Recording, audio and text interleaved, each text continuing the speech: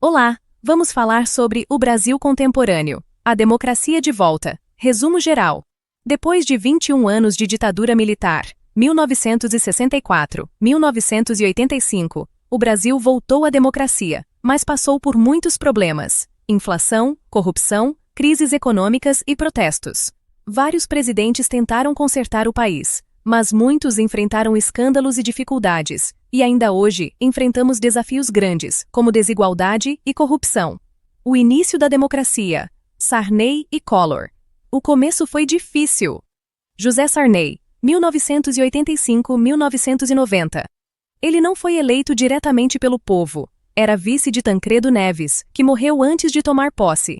Sarney era ex-militar e só virou democrata quando viu que a ditadura estava acabando.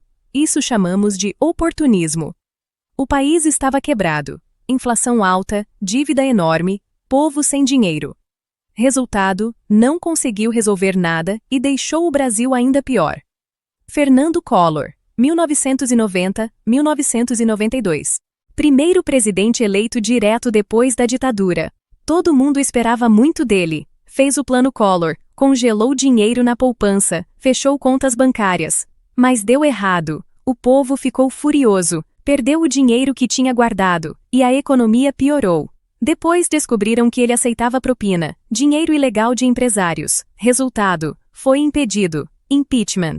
A primeira vez na história do Brasil que um presidente foi afastado por corrupção. Dica para lembrar: Sarney não era democrata de verdade. Collor prometeu muito, fez errado e foi expulso. Itamar Franco e FHC. A estabilidade veio com o real. Itamar Franco, 1992-1994. Pegou o governo depois do impeachment de Collor. Sua maior conquista: nomeou Fernando Henrique Cardoso, FHC, para ser ministro da Fazenda. FHC criou o Plano Real, que estabilizou a moeda e acabou com a inflação descontrolada, que chegava a 50% por mês. Plano Real trocou o Cruzeiro Real pelo Real. Sim. Moeda estável. Tchanios, povo voltou a confiar no dinheiro. Fernando Henrique Cardoso, FHC, 1995 a 2002. 2 mandatos. Foi o primeiro presidente reeleito, graças a uma mudança na Constituição. Continuou o Plano Real. Inflação baixa, mas juros altos. Esse dinheiro caro para emprestar. Empresas não investem. Desemprego. Dívida pública aumentou. Governo pegou empréstimos e ficou devendo mais. Privatizou empresas públicas, correios, telefonia, energia, bancos. Muita gente achou que isso era bom. Mais eficiência. Outros acharam que vendeu o patrimônio do povo. Escândalos. Acusado de comprar votos no Congresso. Mas como tinha maioria, ninguém foi punido. Problemas sociais. Saúde e educação pioraram. MST, Movimento dos Sem Terra, protestava e teve apagões de energia porque o governo não investiu em infraestrutura. Reeleição em 1998. Mesmo com problemas, o povo votou nele porque a inflação continuava baixa.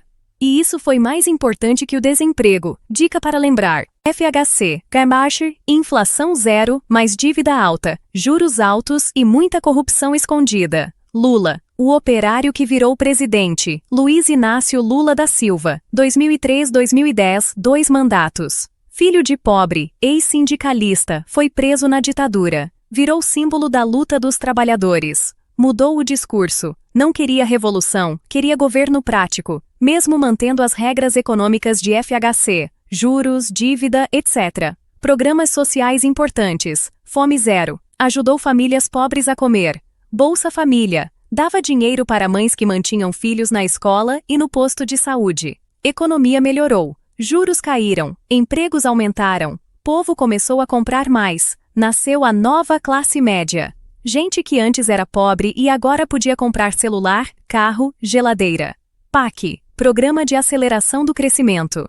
Investiu em estradas, aeroportos, hidrelétricas, mas muitas obras foram superfaturadas. Escândalo do Mensalão, 2005. Descobriram que o governo pagava mensalidades, dinheiro, a deputados para eles apoiarem Lula no Congresso. Vários ministros foram demitidos ou presos. Mesmo com escândalos, Lula foi reeleito em 2006, porque o povo sentia que estava melhorando de vida.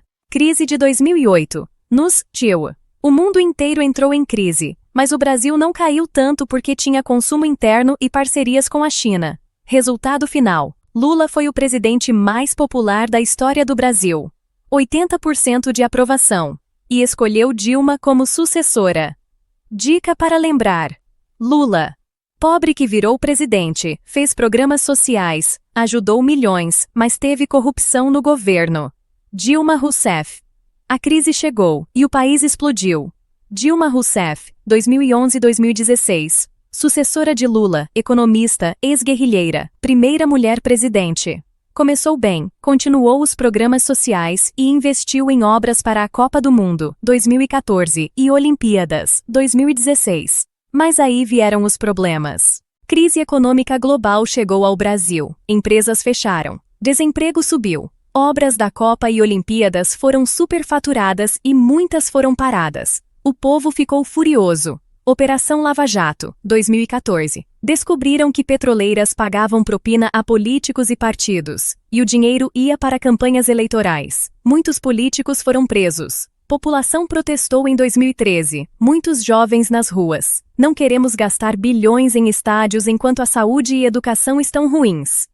Reeleita em 2014 por poucos votos, mas não tinha apoio no Congresso. Tentou cortar gastos. A oposição disse que ela escondeu a crise na campanha. Em 2016, foi impedida, impeachment, por manobras fiscais. Não pagou contas do governo no momento certo. Controvérsia. Muitos dizem que foi um golpe parlamentar, porque ela não era acusada de corrupção direta, mas de fiscalização irregular. Dica para lembrar: Dilma.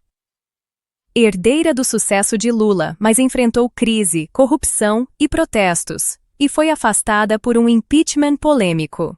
Michel Temer, o vice que virou presidente, e também está envolvido. Depois de Dilma, Michel Temer, PMDB, assumiu. Era vice-presidente, ele não foi eleito pelo povo, mas assumiu por ser vice, fez reformas impopulares, reforma da Previdência, aumentou idade para aposentar, nova lei trabalhista, enfraqueceu direitos dos trabalhadores. Problema: ele também foi acusado de corrupção pela Lava Jato. Seu governo foi instável, impopular e sem legitimidade, porque o povo não o escolheu. Dica para lembrar: Temer não foi eleito, fez reformas duras e também está envolvido em escândalos. Os dois grandes desafios do Brasil. Hoje, mesmo depois de tudo isso, o Brasil ainda tem dois problemas gigantes. Desafio: o que significa? Exemplo: desigualdade e falta de serviços públicos. Muita gente não tem acesso à saúde, educação, água limpa, segurança. Uma criança em favela não tem escola boa, e um idoso não consegue marcar consulta no SUS. Corrupção sistêmica. A corrupção não é só de um político, é um sistema. Empresários pagam propina, políticos aceitam, partidos usam o dinheiro para campanhas, e ninguém é punido. Operação Lava Jato mostrou que até presidente e governador estavam envolvidos. Frase-chave: o Brasil tem democracia, mas ainda não tem justiça plena. Temos eleições, mas muitos que são eleitos roubam. Temos leis, mas nem sempre são cumpridas. Resumo final: depois da ditadura, o Brasil voltou à democracia, mas começou com presidentes que não sabiam governar. Sarney. Ou roubavam. Collor. FHC estabilizou a moeda, Plano Real, mas aumentou a dívida e privatizou o que era público. Lula reduziu a pobreza com programas sociais e foi muito popular, mas seu governo foi marcado por corrupção, mensalão. Dilma enfrentou crise econômica e a Lava Jato, e foi afastada por um impeachment que muitos acham injusto. Hoje, o Brasil ainda luta contra a desigualdade e a corrupção, e a democracia continua frágil. Espero que tenham entendido essa parte. Até mais!